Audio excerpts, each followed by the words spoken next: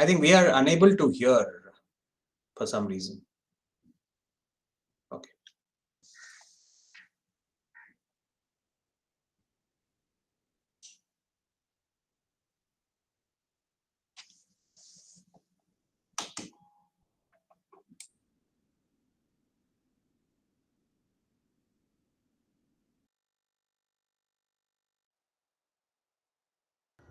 Okay, I think I should be audible to everyone now.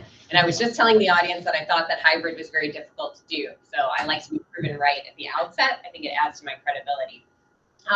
But thank you very much for being here today. And I really want to thank Dr. Venkat for hosting me this week. This is maybe my 6th time in India, but this is my first time coming. Am I still muted? No. Okay, first time coming to Gujarat, and I have to say, as a person who teaches in Washington and schools that have a very similar kind of idea to them, that we're preparing tomorrow's professionals to work in different facets of security. I learned a lot from this week that I've been here already. I have some things that I'd like to take back to Washington, and hopefully I'll be able to bring things back to here that I have learned in my experience too. So what I wanted to do is sort of talk about 3 things today. I've already gotten a very lovely introduction, so I'll just briefly do that.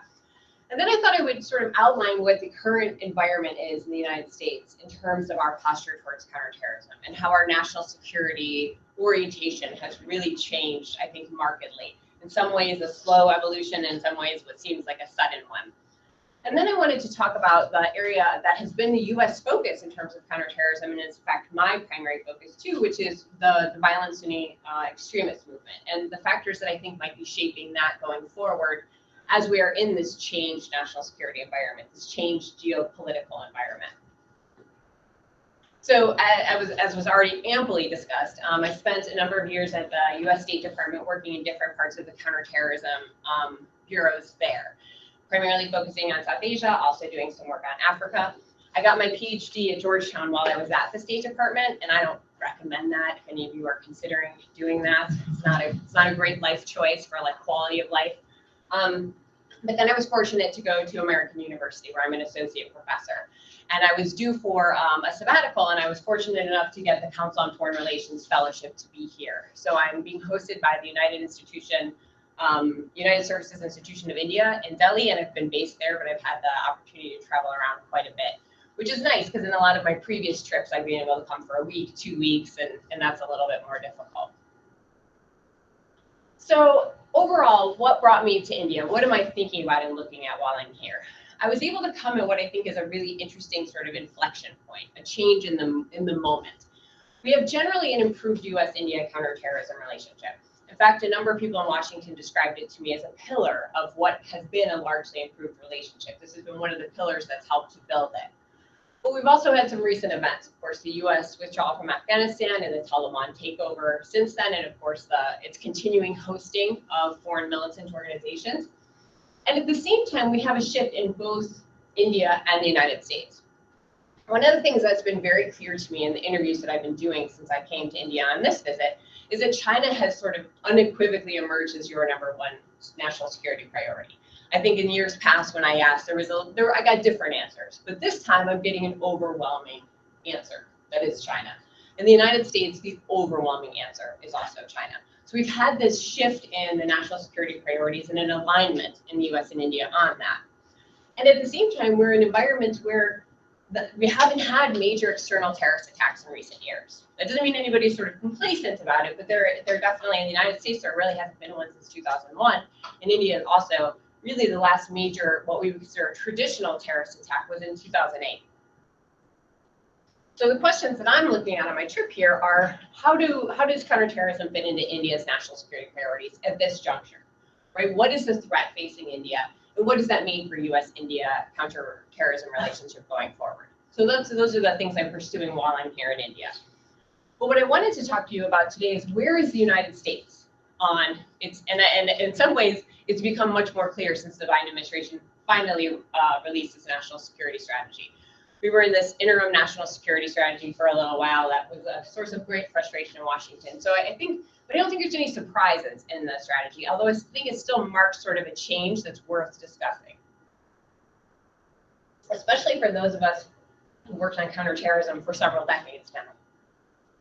So for at least 15 years, counterterrorism was sort of the ordering principle of US national security. It is what decided what our bilateral relationships look like. It's what decided what our resources look like. It decided who had power within the US government. It really was the overwhelmingly dominant organizing principle of US national security. And what this strategy makes clear is something that was sort of evolving already, which is counterterrorism is not that anymore. It's not that by a lot. When it's fallen precipitously. It's now, when you even look at the national security strategy, it's the second tier, it's the last part of the second tier of national security concerns. So there's been this dramatic fall. And what's really taken its place is, we have a lot of different terms for it, but the term that we seem to have settled on is near-peer competition. And that's code for China. That's exactly what that's code for. There really isn't another near-peer we're competing with.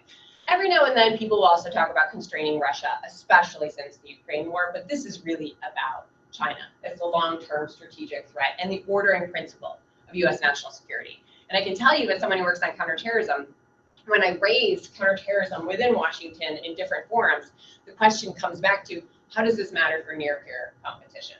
So we really had a very stark shift in the lens of how we're thinking about things. And even in the realm of counterterrorism, we've had a shift. So for a long time, as I mentioned, my focus has been the Sunni jihadist movement, and that's been the dominant concern for the United States. And I think under the Trump administration, Iran became part of how that administration thought about counterterrorism. But we've had a significant shift even in the counterterrorism realm, and that is much more concerned domestically about homegrown domestic violent extremism, particularly from the far right in the form of anti-government and white supremacy. And so within the overall national security environment, counterterrorism has declined as a priority. Within counterterrorism, sort of the traditional international threats have also declined as a priority, as this becomes much more of the focus of our counterterrorism efforts. So what is sort of the current thinking? In a way, I described how this has been a slow shift and a fast shift. The Obama administration wanted to make this shift, right? We started talking about this Asia pivot during his administration, but he couldn't execute it, right? He couldn't get out of Afghanistan, even though he tried to do the surge with a date when we were going to withdraw. He wanted to get out of Iraq and was only able to do so temporarily before the rise of ISIS drew the United States back in a significant way. So it's not that there hasn't been a desire to shift a strategic orientation, but sort of the nature of the threat made it so that previous presidents really couldn't execute it, even dating back to the Obama administration. And we saw some of this under the Trump administration. It was sometimes unpredictable. I come from the State Department, so I'm going to be diplomatic about it. It was sometimes unpredictable. And he clearly articulated a desire to get away from international counterterrorism, but his advisors and his generals kept saying, you can't do this way, you can't do this the way you want to, you can't do this quickly. So there was a little bit of back and forth under the Trump administration. But under the Biden administration, this has really materialized in a very clear way. And he's even been able, or I should say willing to do it in ways that at times were pretty abrupt and painful, like the withdrawal from Afghanistan. That was a reflection of how counterterrorism had shifted in terms of the US national security priorities. And then at the same time, we have this narrowing of the view of what counterterrorism issues the US should be concerned with, right? If we think back to the Bush administration, this was a global war on terrorism, right? That encompasses all of the things, basically, that are related to terrorism. That is not the appetite in the United States anymore. There's a much more narrow conception of what terrorism issues the United States is going to be concerned about from a policy and a resource standpoint. But there is also a recognition that terrorism is one of those issues that can derail other issues. A major terrorist attack in the United States derails the effort to shift the focus to China. So I'm not saying that counterterrorism is completely irrelevant. It is still in the national security strategy. It's in the second tier, it's at the end of the second tier, but it's in there. There are certainly issues that are not in the national security strategy. It's just for those of us who worked on it since, in my case, 2002, it's a massive reorienting of how we thought about it. And I think we're also in an environment where the United States is deeply, deeply polarized domestically.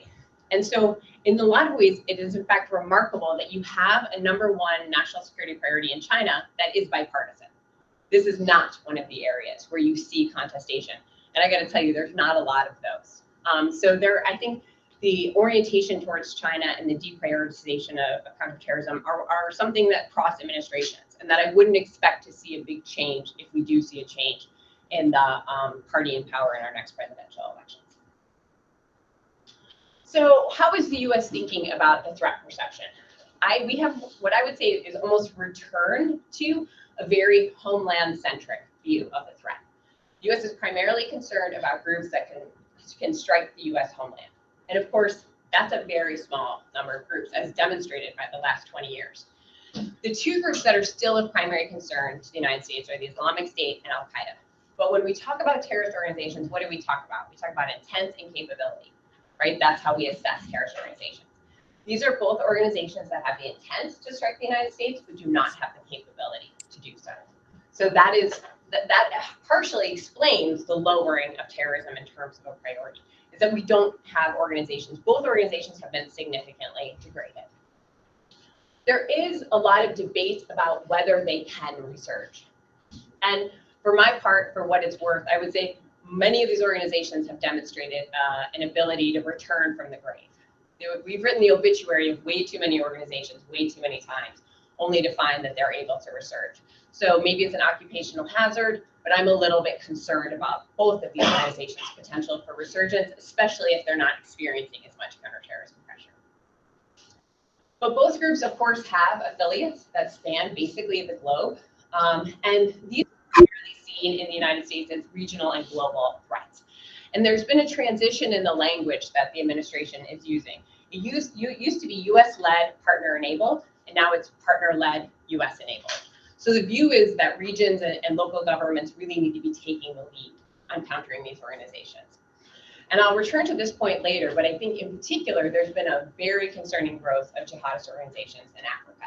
And it's suffering from the chronic problem that Africa suffers from in the US national security enterprise, which is that it's very hard to get policymakers' attention and persuade them this is something that should be of concern to the United States. And of course, I would put somewhat, as I said yesterday, an asterisk next to some of the things that I just said in terms of how the US is viewing the threat to India. Because this is a function of our broader strategic alignment vis-a-vis China. I think the US is more concerned about a terrorist threat to India than it is a lot of other countries because of the desire for us to be working together on this broader strategic issue vis-a-vis China. So what do I expect the USCT posture to be in South Asia? I think there's going to be a very high threshold for counterterrorism action in South Asia, which all of us know is a market change from just a few years ago. I would not take the strike against Zawahiri as representative. I would take it as an extreme anomaly. If there was any terrorist in the entire world the US was going to do that for, basically anywhere in the world, it would be Zawahiri. I don't think it's reflective of a broader willingness to engage in counterterrorism action in Afghanistan. I think we're going to see a really limited resource investment in terms of counterterrorism. And again, counterterrorism was the dominating ordering principle in South Asia I would say South Asia as the highest priority region for a number of years. So I think this change is going to be felt most starkly here in South Asia. If I was to characterize the US policy towards the Taliban, it seems to be a desire to isolate.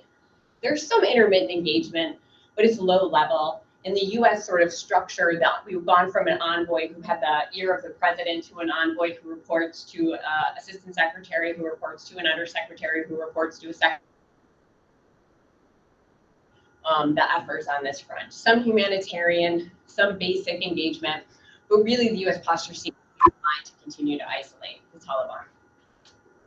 And one of the things that's coming out of this is what the different terms people are used, and I'll let you all know once we settle on one in Washington.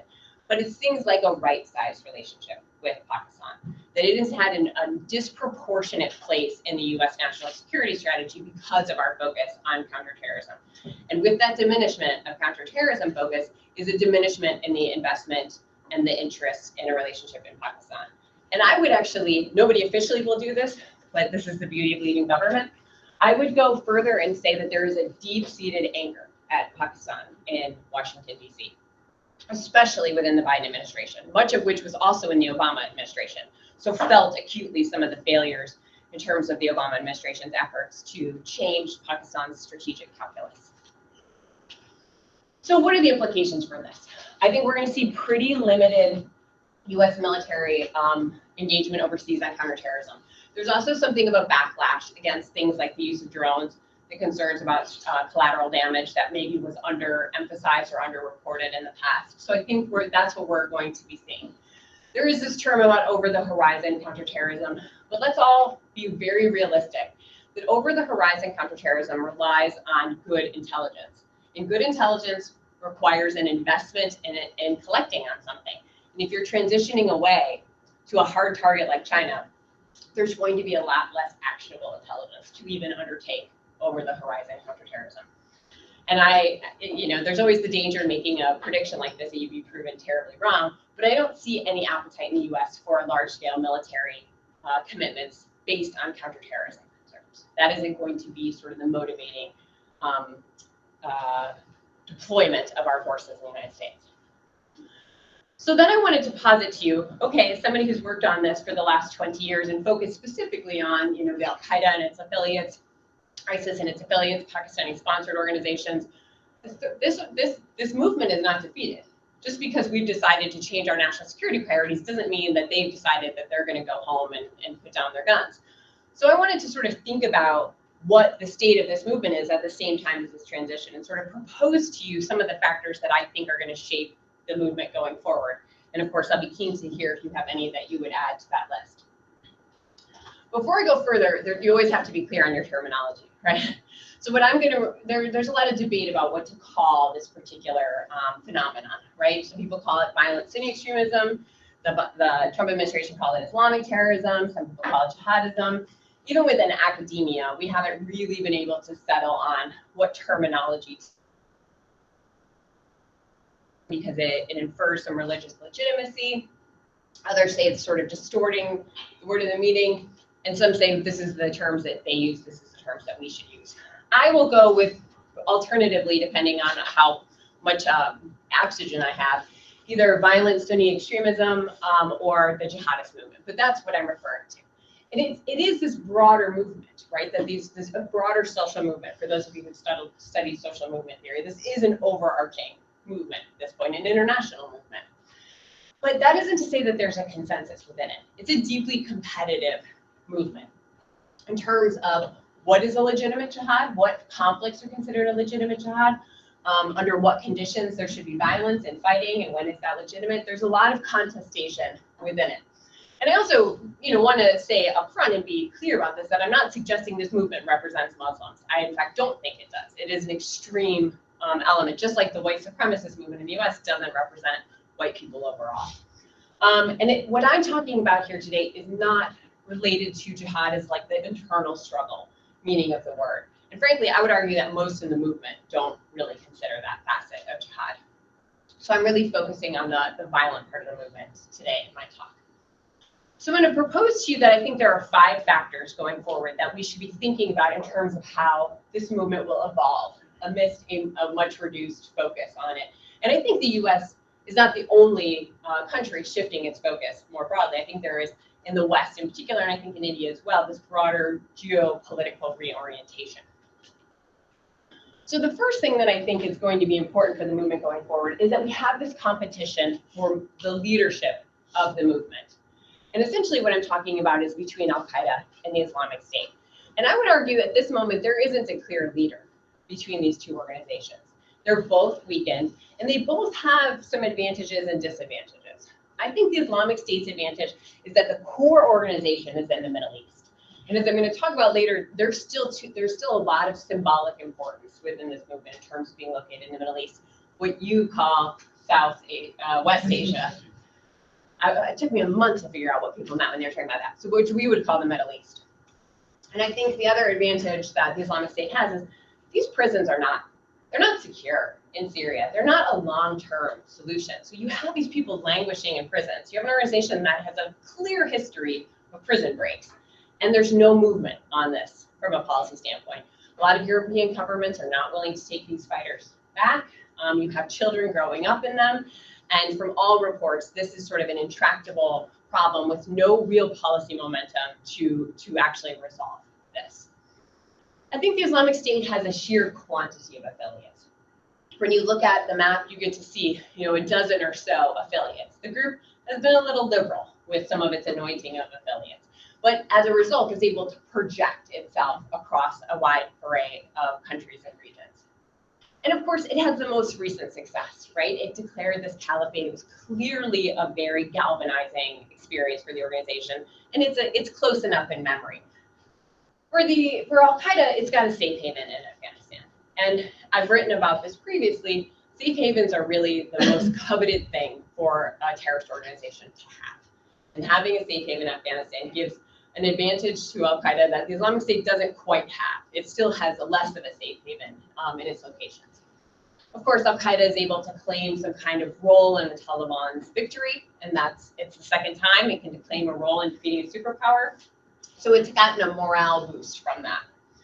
In contrast to the Islamic State, Al-Qaeda has been very discerning in which organizations it anoints as an affiliate. And by affiliate, I mean groups that declare a religiously binding oath of loyalty to the leadership and that the leadership recognizes, right? It's got to be a two-way relationship. And it's essentially a form of an alliance, but it's a higher threshold of an alliance. But Al-Qaeda has been very selective in when it's done this. So it has fewer affiliates, but they are all very capable organizations, and none of them really depend on the Al-Qaeda brand in order to be effective organizations in the areas that they operate. Thank you. And one of the things that I honestly think if anyone's looking for a good paper idea, talk to me about it and I'll help you with it. And that is the strength of Al-Qaeda. When the Islamic State had conquered most of Iraq and Syria, had tens of thousands of foreign fighters, was the richest terrorist organization in the world. And these affiliates stayed with Al-Qaeda. None of them defected.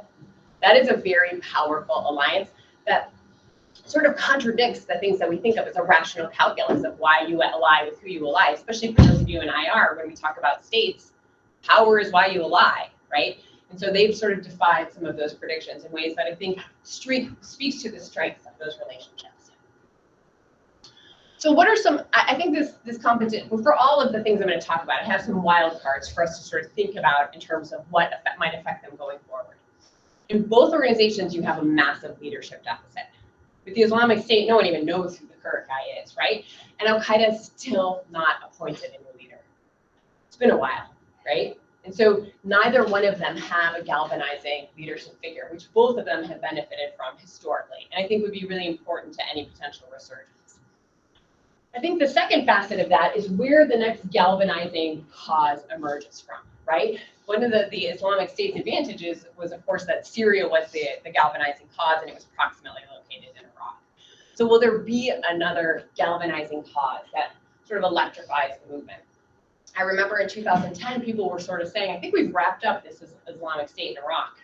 We're sort of done, right? But obviously that was not the case. As I mentioned, they do have the ability to resurge. And I think a galvanizing cause that one of them is capable of exploiting could be important.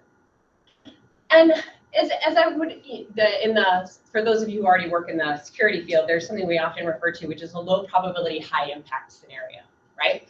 I think there's a low probability, high impact scenario that another organization emerges to try to seize the mantle of leadership in the movement.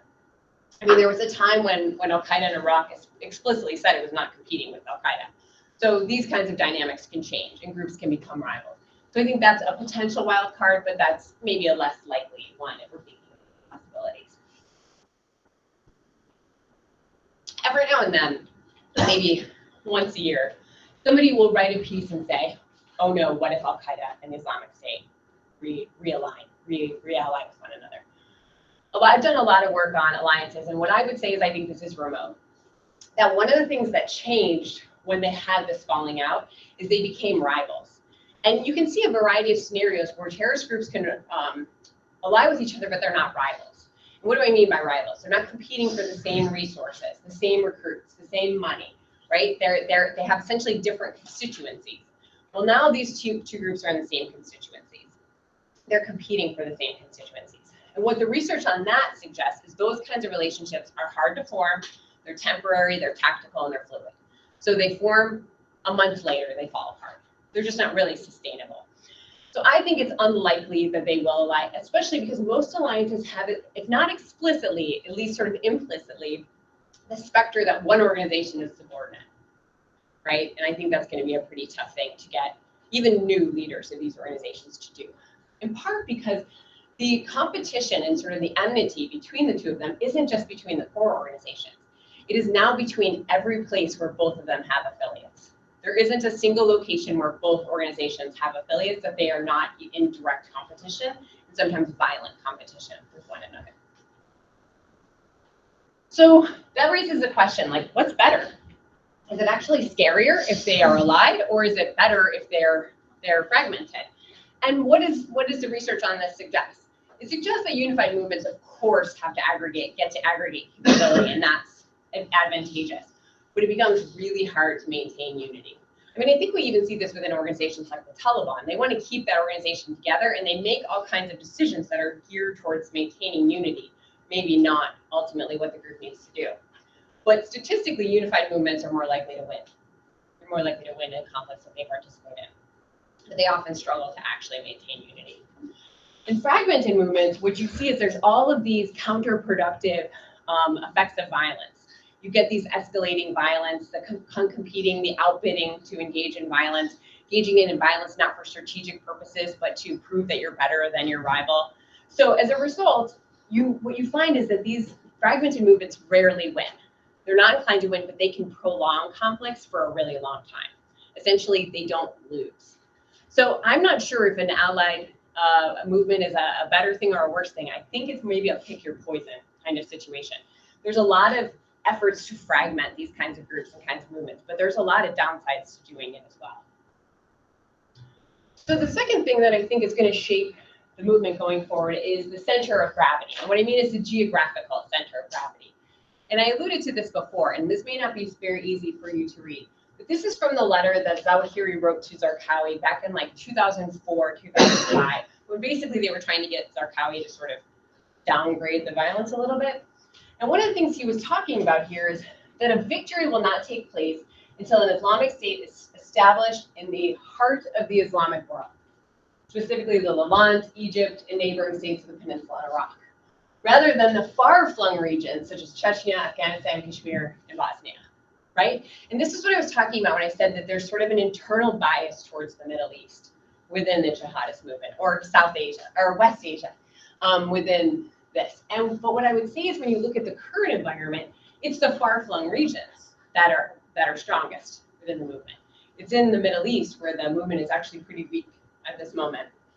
And so I would also say that from a United States standpoint, the far-flung regions are usually where the plots have come from as well. They haven't actually come from the Middle East. And I see the growth of the jihadist movement in these far-flung regions as having very few things to temper its growth, especially in an environment where it's a downgraded priority. But on the other hand, of course, a galvanizing cause in the heart, like we saw in Syria, has a tremendous galvanizing effect when it does occur. And not a lot of people predicted what happened in Syria. So there is always a level of uncertainty there. And I want to return to the idea of Africa as what I would argue is the current epicenter of the jihadist movement. And I think this is sort of a drumbeat I hit a lot and to get the attention because it's not getting the attention that it deserves. If you use any measure for the growth of the movement, any measure, you would find that it is growing significantly in Africa. The number of groups that are operating, the number of attacks, the number of fatalities, the number of countries that are being affected, the effects of competition that I talked about, the outbidding. Conversely, when a group has a monopoly, we're seeing that in Africa. Almost all of the groups in Africa are affiliated with either Al-Qaeda or the Islamic State. Almost all. I would argue one minor exception. And that you have conditions that are not changing. There's nothing that is going to temper this growth. And if you look at it, it's essentially, I would argue, 5 theaters, right? You have the theater in Somalia where you have a monopoly. You have a theater in Mozambique where you have a monopoly. They don't, I like to criticize graphics when I didn't create them. But there's also a theater in DRC here that's not covered Then you, of course, you have the Lake Chad Basin, and then you have the Sahel, where you have competition underway between the two affiliates, the Al-Qaeda affiliates and the Islamic State affiliates. So you have these various theaters that tamping down one does nothing to affect the growth in the others. So I think there's a really worrisome picture, and it's almost linear when you look at in terms of the violent events, right? When you look at the growth just over the past few years in terms of the trajectory in that. And a lot of that is being driven by the Sahel, but of course Somalia remains a pretty constant contributor to that. And I think you're also seeing it in terms of fatalities. There's sort of a blip here that we talk about for other reasons, but overall you're seeing a pretty steady growth in the number of people killed in Africa too. And it is because you have this array of transnationally affiliated organizations. So what do I think is the picture in South Asia at the same time? I think that it's a mixed situation in South Asia. I think there's reasons to be concerned, and I think there's mitigating factors. I do think that there's concern still from the Taliban takeover. It has not changed its posture. We haven't seen it push out any of the foreign militant groups that have been resident there. And as I say, I do think safe haven is a very important ingredient that allows groups to resurge. We've also seen that the Islamic State in Khorasan has demonstrated incredible resilience. This is a group that's taken a lot of losses, a lot of leadership losses, and really is still able to conduct attacks. It's actually an interesting organization in that I would argue that the weaker it gets, the more dangerous it is. It's willing to conduct attacks against the softest of targets, right? Girls taking tests, maternity hospitals, religious places of worship. So it's a pretty, and it has ambitions beyond Afghanistan. So it's a pretty dangerous organization. Speaking of organizations that have prematurely been declared defeated, right, we have the resurgence of the Pakistani Tehrik-i Taliban. Of course, it's the Pakistanis that are facing that the most, but I don't think it's an organization that is necessarily limited in its ambitions. And you still have an infrastructure intact in terms of the Pakistani supported militant groups. So these are all pretty concerning signs for the region. What mitigates them?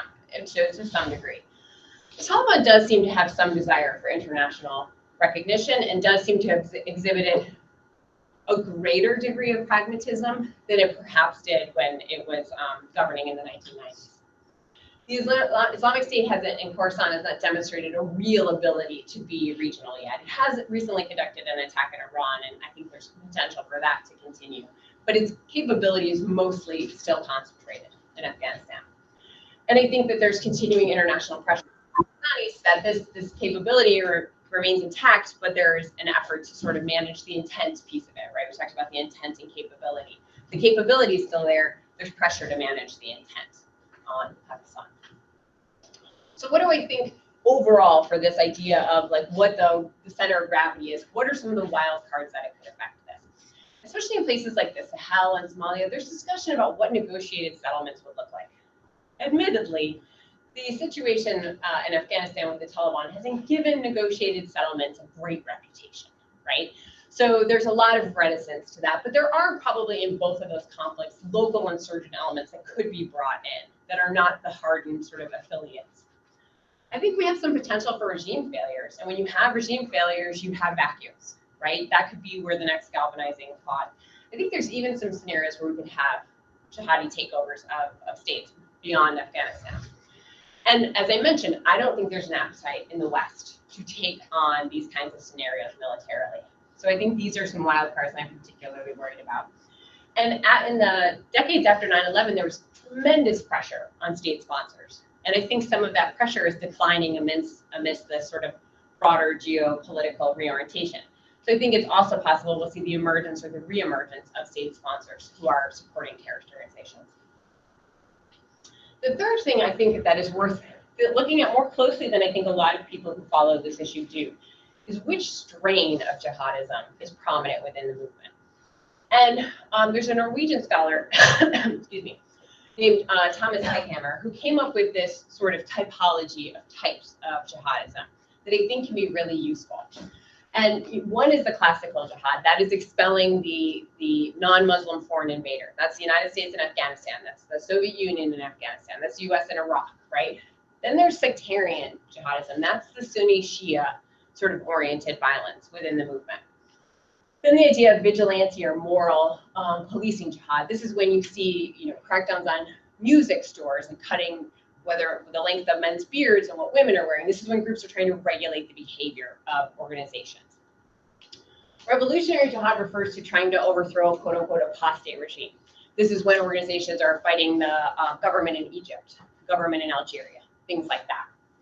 Irredentism jihad is when you have like the Chechen conflict, where you have jihadist overtones in an effort for a space that wants to become an independent state. Those are irredentist jihad. And then global jihadism is, of course, sort of the Al-Qaeda brand, that what you have to do is bring down the US-led order, and then you'll be able to achieve your goals. And I don't think that we should think about these as mutually exclusive. Often they're a function of prioritization. Which one has to be done first for the ultimate shared goal of the return of a caliphate?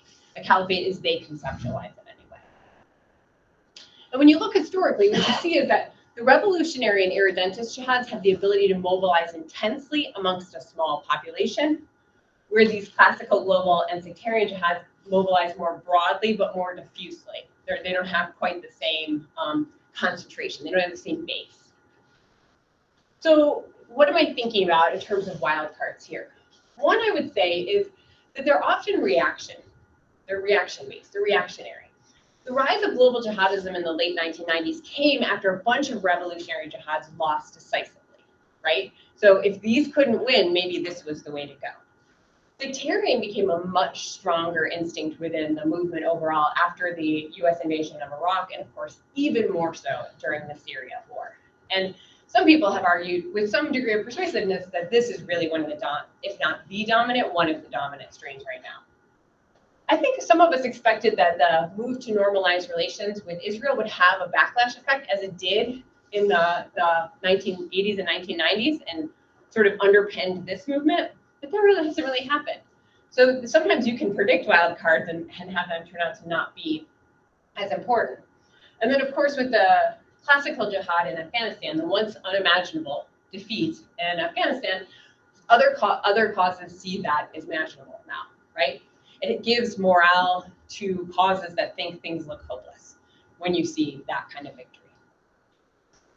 The fourth thing I would point you to is an interesting sort of question about how the jihadist movement will interact with the far-right movement. How will this function?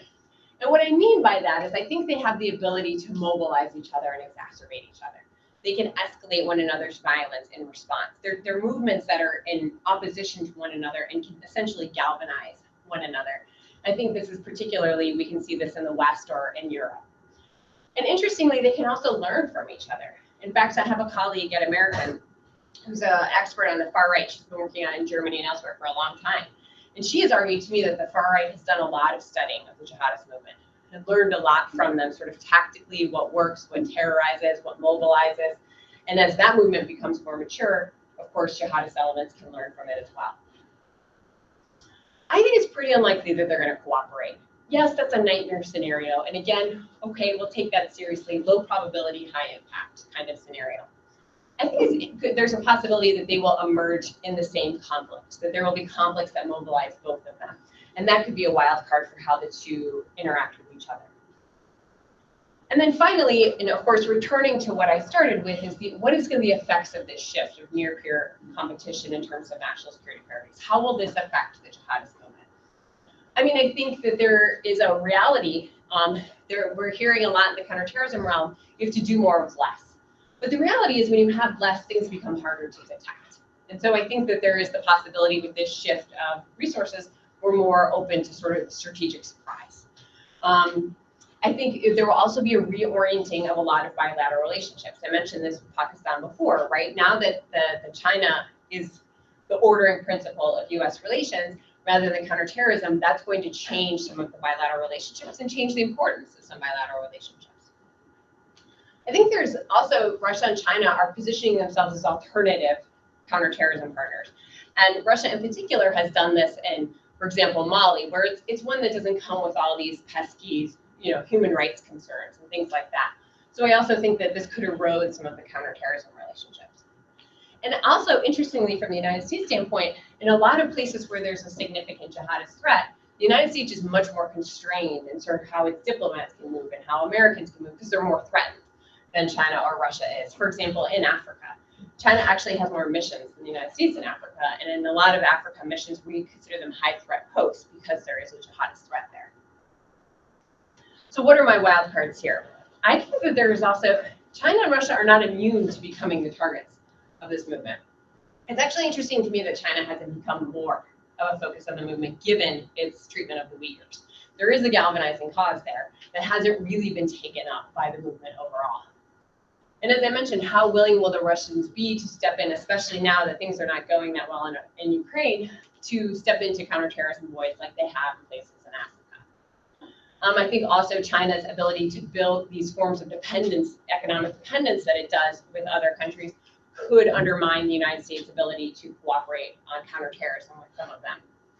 And of course, there's always this possibility that you'll get into proxy war situations, that the US will be supporting one side, China will be supporting another side, and there will be jihadist involvement in it as well. We're returning into some of those bipolar dynamics in terms of the world order that could produce these kinds of scenarios. And so what I would say overall is we have this sort of concerning confluence of events, right? Where you have a shift away from counterterrorism. You have a movement that in some ways is damaged and in some ways is stronger, much more diffuse. There isn't really a pressure point that you can push on this movement to find it to collapse. The power in the jihadist movement is diffusing like power in the broader global order is. There's the competition for leadership and where different organizations lie. And I've tried to lay out some factors that I think will shape it going forward, although predicting the future can also be a very dangerous game. And as mentioned before, I've done a lot of work on leadership, alliance behavior, US-India, Lashkar-e-Taiba, the Taliban, more recently on Pakistan state sponsorship. So I'm happy to talk about any and all of those subjects or whatever subjects are on your mind. And for any of you who would like to continue to be in touch, this has my email, which I have to admit, as a vegetarian, I find a very memorable email. It's bacon@american.edu. Thank you, American University. This is my US mobile, and this is my local one. So I'll only have this for another month or so. So with that, I welcome any conversations or questions or issues you would like to discuss to follow up. Well, thank you, Dr. Bacon, You're for a welcome. wonderful presentation. Well, I was wondering why it took a month's time for you to understand why it's called West Asia. Well, it's in Asia. Oh, I That's did. why West Asia for our. Once it was explained to me, Yes, I got yes, yes, it. People just kept Yes, saying yes, yes. it, and I didn't know what it meant. Middle East for us is Bangkok, so that's why Yeah. we keep on referring to it as West Asia. Yeah. And first thing is, when it comes to American foreign policy or the counter-terrorism point of view, America focuses on the organization which are threat to its own national security. Every nation does that. And when it comes to us, when we talk about counterterrorism, we talk in a global context. You talk about That means organizations that terrorism threaten is you. terrorism and it has to be eliminated worldwide, right? All recently- countries focus Yes, on yes. the organizations that But threaten that them. is not visible in the American case, in my opinion. And recently, in this global context that we talk about when it comes to terrorism, recently we have we have decided to give $500,000 for counter-terrorism projects. And thirdly, in your presentation, I got confused because when it comes to counter-terrorism, because personally I teach Pakistan here. So for me, it was very difficult to understand counter-terrorism strategy of America because you talk about counter-terrorism, but at the same time, historically, if you see, you are having a greater cooperation with a country called Pakistan, which uses terrorism as a state policy, right? So these were my comments on your presentation. Yeah. But coming back to the Well, let me students, respond to those first. I would say every country focuses on the organizations that threaten them the most. That's uniform. And they may also include other organizations that more broadly threaten their interests. But every country does that. And most countries have rhetoric that suggests they do it more broadly, but that's a universal issue. And we have different regional sort of delineations. So it's interesting that you become very accustomed to those. And when you hear different ones, you think, wait, what were they talking about? So that was, in the US, the Middle East vernacular is so entrenched there that I thought that took me a little while to pick up until I just asked somebody. In terms of the US counterterrorism strategy, its relationship with Pakistan is in a lot of ways a very straightforward proposition.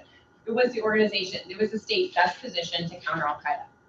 And it was a very difficult relationship. It was a very problematic relationship. It's never an easy relationship, but Al-Qaeda is fundamentally weakened, in a lot of ways, unfortunately, in large part because of Pakistani cooperation. And that was just a reality the US was sort of embroiled in post 9/11. And as I say, there was a lot of contradictions and there's a lot of anger at the Pakistanis now, especially vis-a-vis what happened in Afghanistan. But it was consistent with the framework that I've talked about, which is you prioritize the groups that are threatening you the most directly. And you may also take counterterrorism actions as the US does in places like Somalia, where it's not necessarily a direct threat to the United States, but it's a threat to interest. So it's a calculus that every country has to make with a certain amount of resources and how they calibrate the threat. I guess the floor is open for question and answer. And if first introduce yourself and then Good afternoon, ma'am. Myself, Byron Desai. I'm a new recruit as a research officer here. My question is with respect to the presence of Al-Zawahiri in the Kabul region. Yeah. That clearly states that the Taliban has blatantly violated the peace accord between Afghanistan and US. Mm. Also, if we take a larger picture, on one hand, US is alleging that the Iran is enriching weapon-grade nuclear, and on other hand, we have the Pakistan, sponsoring a rebel organization, and in Afghanistan, the Al-Qaeda itself is having a safe haven, which proves that there is a regional instability in the region. So, how will US contribute to its global counterterrorism efforts? Like, I couldn't see any visible foreign policy change even after the presence of Al-Zawahiri in the region. Yeah. I have a very esteemed friend and colleague. Her name is Laurel Miller. She was the deputy envoy to Afghanistan and Pakistan, and she's now in the International Crisis Group. And she referred to Zawahiri's presence in Kabul as a Rorschach test that changed nobody's mind about the situation. By which she meant, for people like me, it confirmed that the Taliban is still committed to cooperating with these organizations, that it's still a menace in the safe haven that is provided.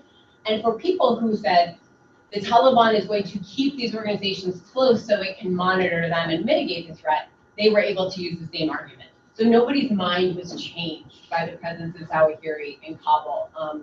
It was one of those examples that everyone could apply their existing argument to. And as I articulated, my view of it is that it reflects the Taliban's continuing commitment to Al-Qaeda. But what I would say is, I am not going to defend or advocate for the deal that the United States made with the Taliban. I have my own views on that, and they are not very positive. I wouldn't call it a peace deal. I would call it an exit deal, right? That is what it was. And the terms of that agreement were not that the Taliban had to break ties with Al-Qaeda.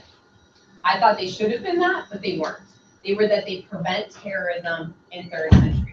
And so they haven't broken the deal as far as they are concerned. It's a bad deal, they haven't broken the deal.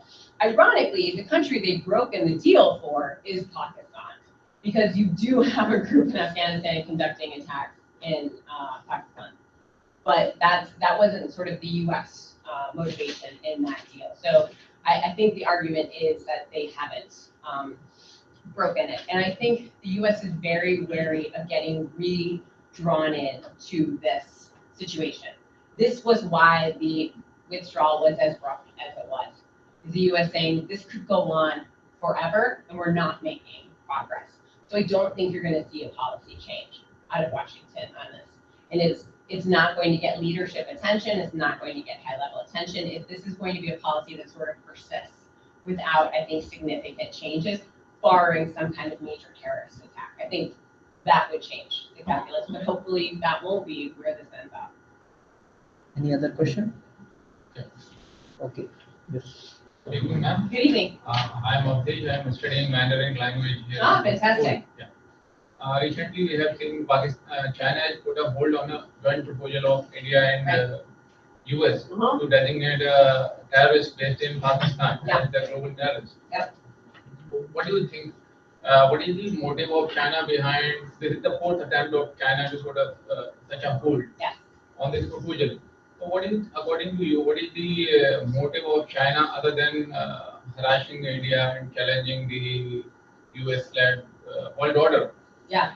at the global stage? Yeah, China's been doing this pretty consistently for about 20 years Yeah. now. It's very brief moments of international pressure. It's capitulated, but they're very, very brief.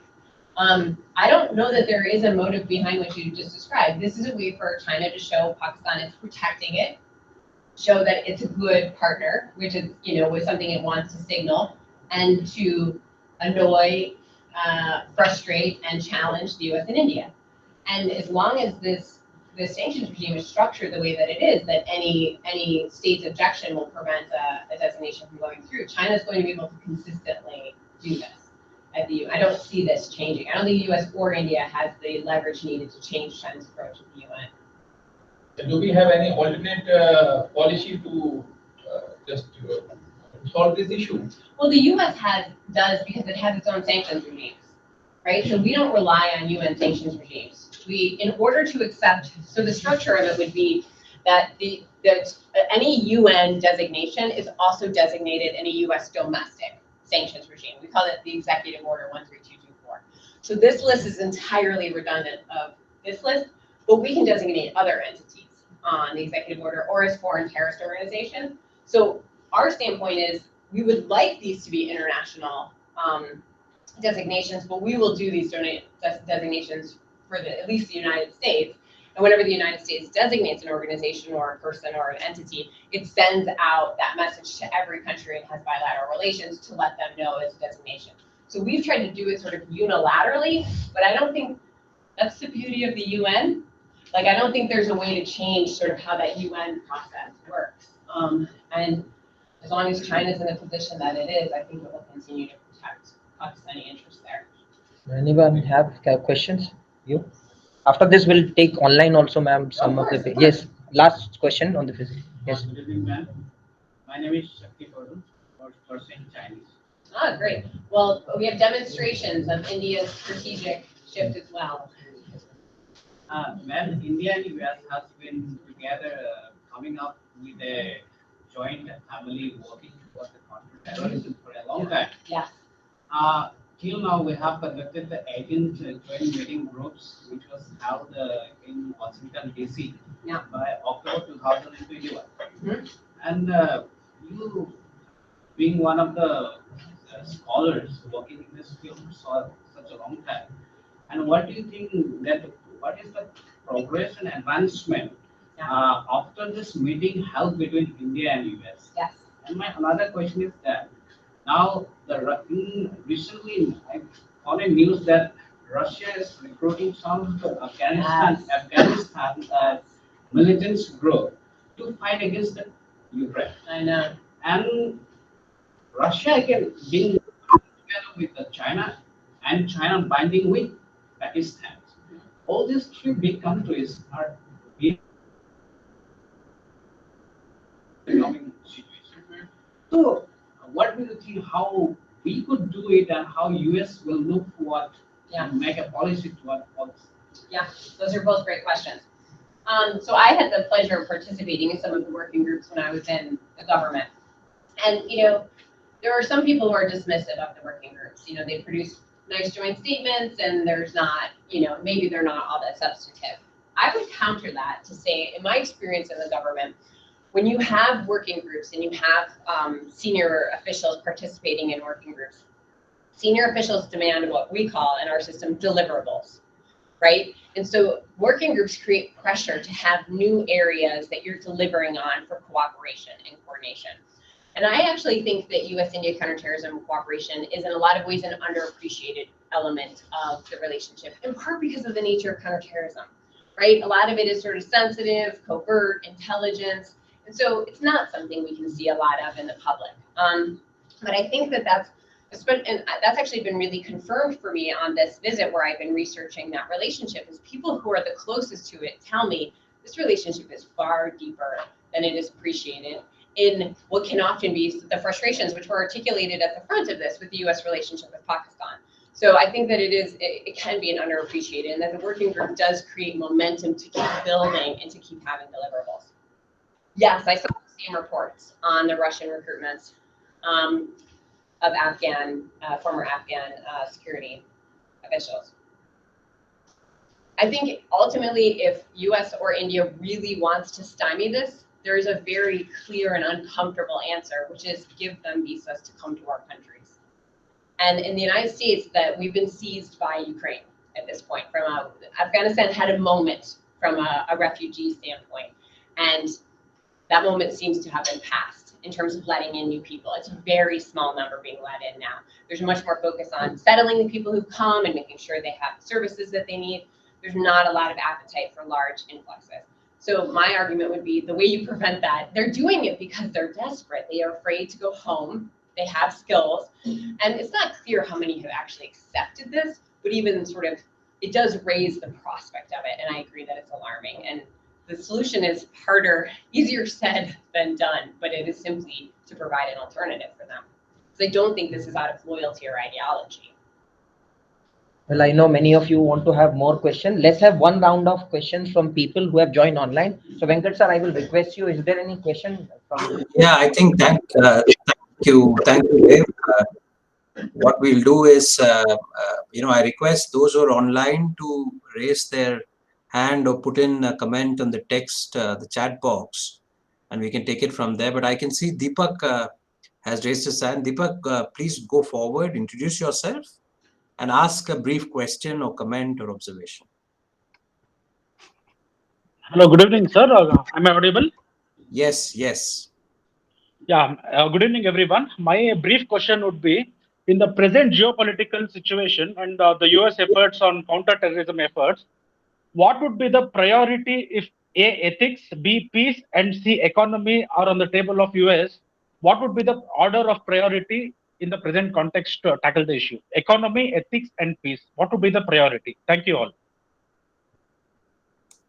Trisha, do you want to take some more questions and then answer them, or would you like to? Sorry to interrupt you. She didn't get the first part of the question. Can you repeat the question, please? Yeah, Deepak, you'll have to just go a bit slow and repeat the question, please. Okay. In the present context, the shifting geopolitical situation, what would be US priority when it comes to ethics, peace, and economy? What would the priority be? A, B, C, 1, 2, 3. Ethics, peace, and economy, you said, okay?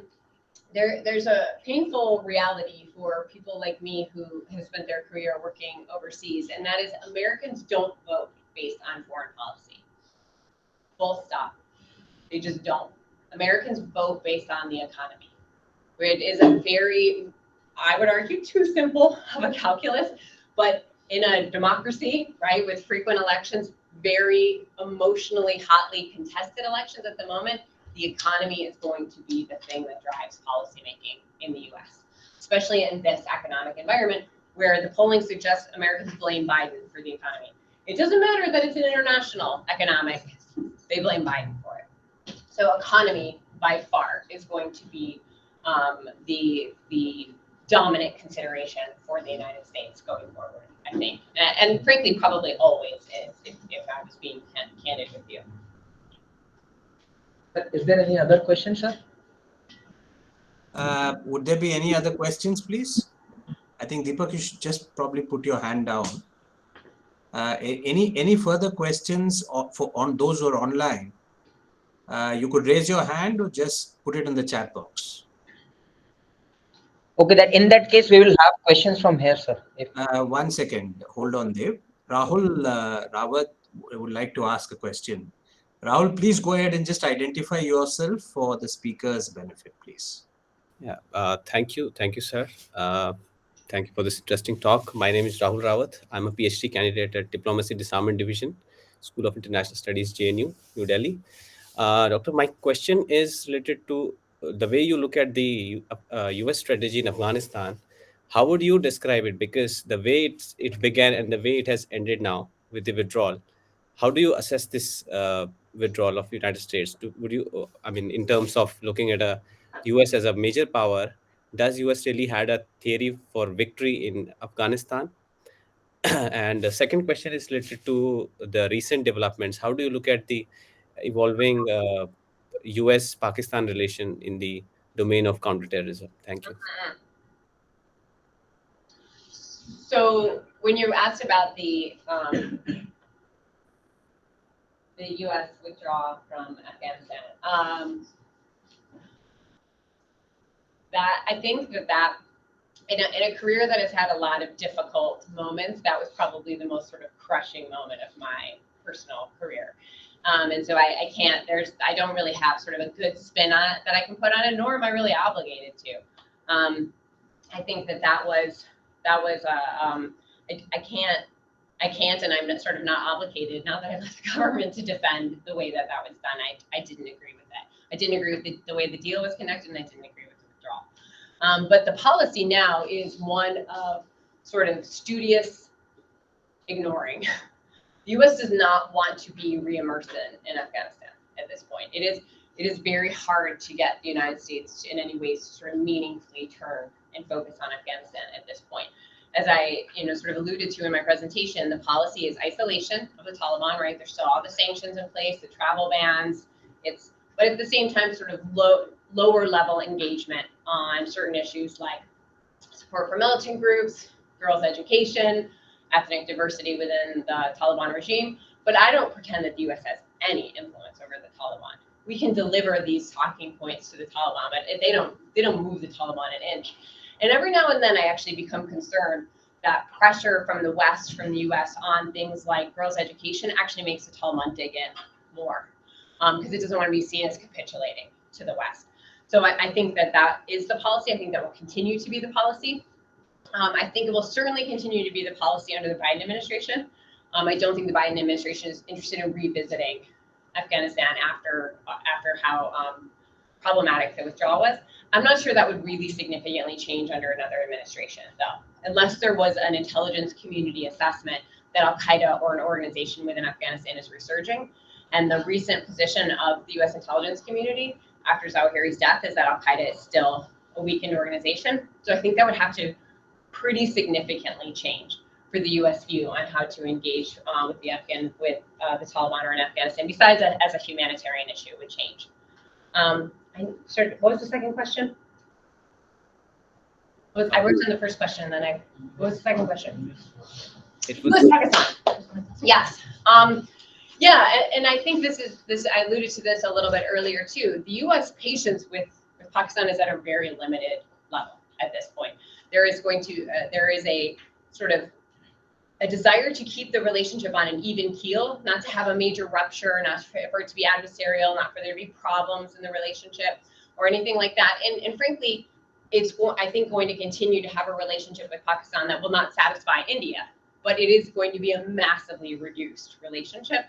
And even in terms of counterterrorism, if my argument and assessment that the U.S. is going to have a very high threshold for counterterrorism action in Afghanistan is correct, which obviously I think it is, there's not much dependence there either. And our over-the-horizon capability comes out of West Asia, i.e. the Middle East, more so than out of Pakistan. So this is a relationship that is seeing a dramatic transformation and is sort of rekindling accusations that the U.S. is abandoning Pakistan, which is something that Pakistan has accused the United States of before. We are entering into sort of one of those periods again of a pretty lean relationship. Sir?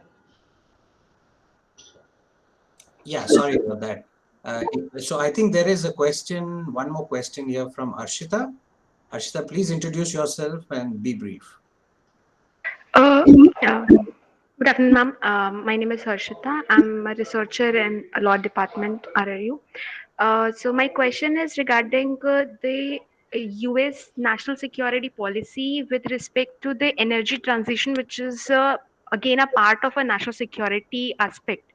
Now we can see that during the Russia and Ukraine war, a lot of things happened regarding the purchase of oil from the Saudi Arabian barrels. The US is releasing the barrels with the energy agencies. So how the US considers energy transition as a part of its national security policies? I think that's a good question. And my sense is that things like energy security have entered into the national security policy discussion to a much greater degree than ever before. It was previously kind of considered part of national security, but very periphery. It's come, I think, much more in the central sort of part of the national security strategy, in part because it has these links to the Russian-Ukraine war. And I think the US had been, as part of this pivot that we talked about, this reorientation towards China, one of the things that the United States was trying to do was sort of retrench a bit out of the Middle East, that it had taken too large of a role there and was sort of pulling back there, and was trying to take a more sort of ethical stand on regimes like the Saudi regime after they did the actions that happened to the journalists. So that was a desire to do that in the face of the energy crisis. That's a stance that gets harder and harder to hold.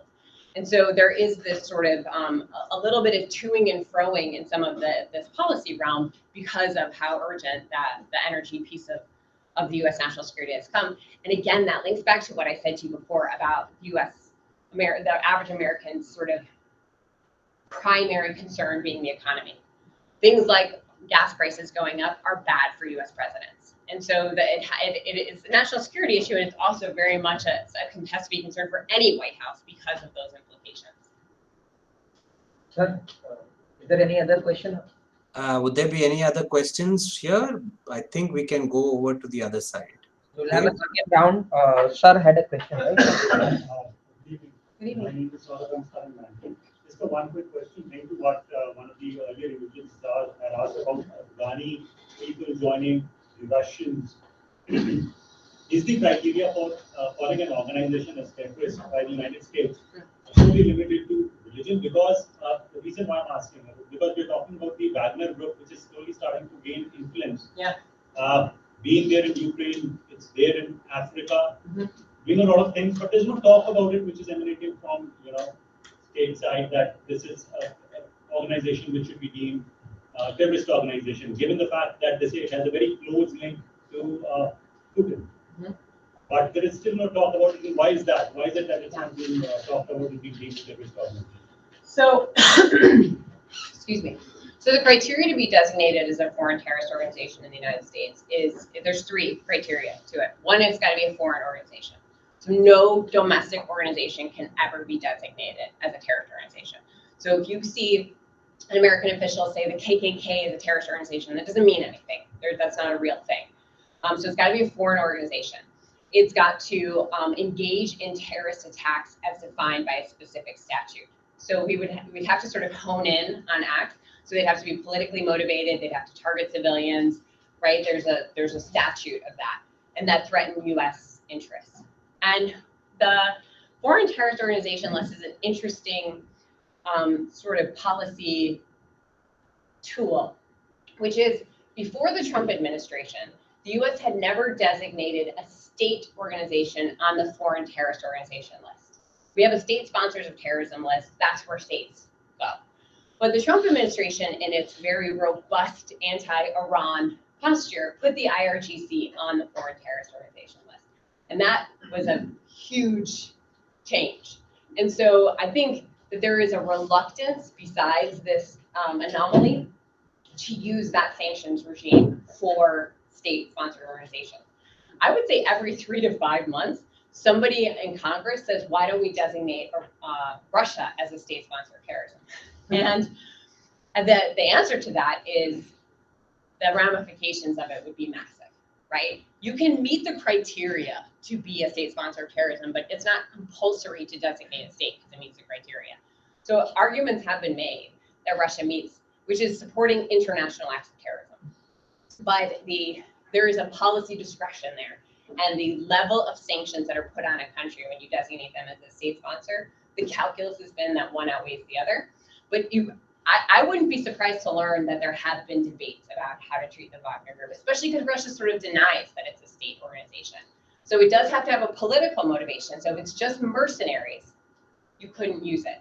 So I think that you have to sort of get into some debates about the nature of the Wagner Group and sort of what it's trying to do to argue that it has that ideological component. But it doesn't have to be a religious ideology like ETA in Spain, the IRA, they're all on the list too. Good evening, ma'am. Good I'm evening. Amrita. I'm pursuing my master's in international relations and learning Russian language. All right. And I had a couple of questions for you. I mean, you have given your views on the exit deal which US has brokered with the Taliban. Yep. But we have read reports. We have all we know how the intelligence agencies in the US had armed and trained the groups in Afghanistan back in the 80s, and we know what they're converted to in today's times.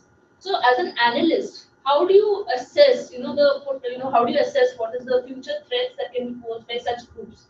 The magnitude of threats, both in their country as well as in other countries, the implications of it.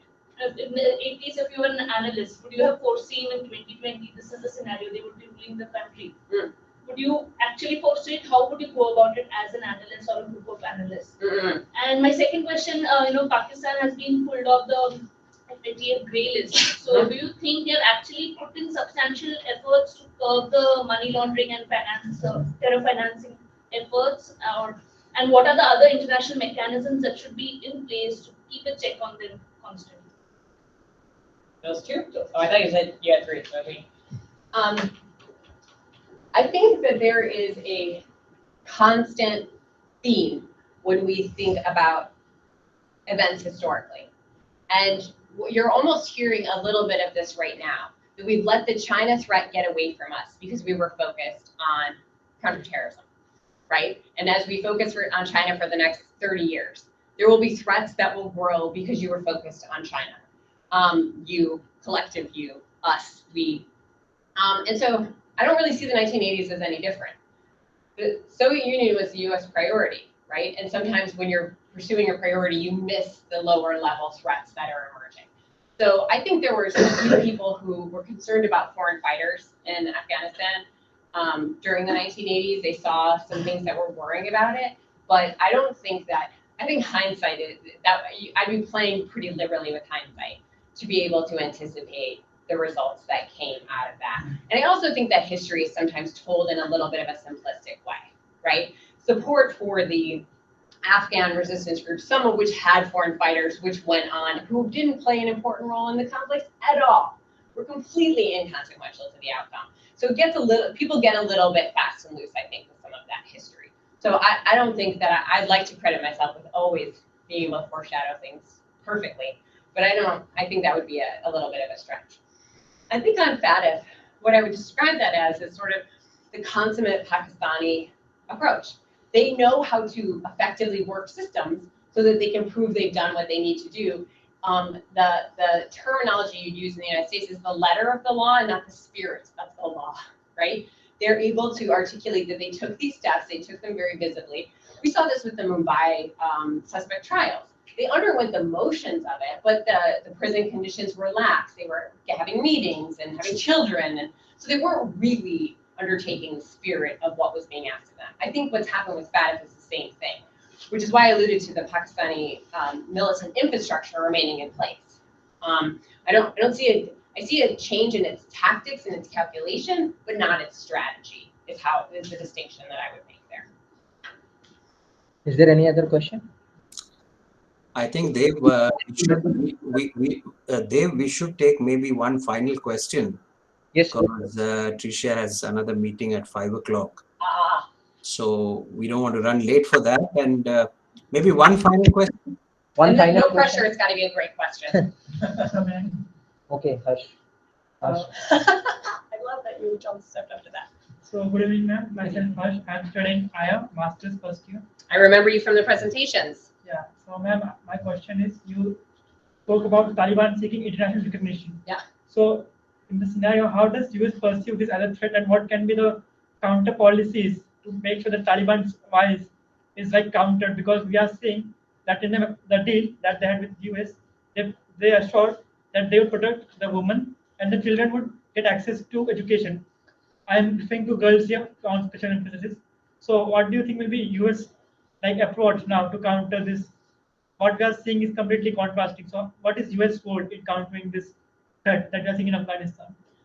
A colleague of mine said this to me a little bit tongue in cheek, but I think it's right. We couldn't change the Taliban's calculus with 20,000 troops. We're not changing its calculus. So I don't think the U.S. if with all of the might that we put behind that war, we weren't able to put sufficient pressure on the Taliban to moderate in these ways or to defeat the organization. The leverage we have now and the willingness we have to invest in it now suggests that that's not going to happen. That it will probably remain a government that is internationally isolated technically, right? So no one's recognizing the Taliban officially, but a whole bunch of countries have embassies in Afghanistan. What is the difference, right? It's a semantic difference. So it's getting a level of international acceptance, right? But not formal international recognition.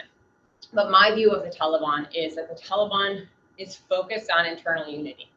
Its policies are derived from a desire to keep this unwieldy enterprise in line as a coherent organization and regime. And when that is what's driving an organization's policies, outside pressure can only really do so much. So I'm pretty pessimistic on the ability to influence the Taliban to change any of its policies or to get it to sort of shift course on this, even at the expense of the Afghan people, who are the ones who are starving in the interim. So I have a pretty pessimistic sort of viewpoint on that. I wish I didn't, and I wish I wasn't ending on that. I wish you'd ask something very positive, but that's frankly where I come down at the end of this. Yes, with this, our sir. Yeah, I think thank you, Dev, for moderating that. It's never easy with the hybrid mode. I just very quickly want to thank Tricia for so patiently taking so many questions and for a great presentation. I have the benefit, of course, interacting with you a little later, so I'll hold my thoughts on your presentation for that session. But on behalf, of course, of the entire school, there's a lot of people who've done work to make this interaction successful, including our admin staff, my faculty colleagues, and of course, the support and encouragement that we've been receiving from the university leadership. I also thank all the students. Students are actually a priority, and that's why we got them to sit physically, up close to Tricia, because hopefully, access to experts like Tricia will, create a spark, and hopefully the next Dr. Tricia Bacon is sitting in that room. So I want to thank you, Tricia, for that, and I want to thank everyone who's joined us from outside as well as from within the university, our students, the colleagues, staff colleagues from other schools that I can see here. And I hope you'll continue to join us moving forward. Our endeavor is to try and create a platform for, a very honest and intellectual discussion. So we'll continue to contribute towards that, and welcome all ideas and look forward to seeing you again. And until then, thank you very much, and thank you, Tricia. Thank you all very much for being such a great audience.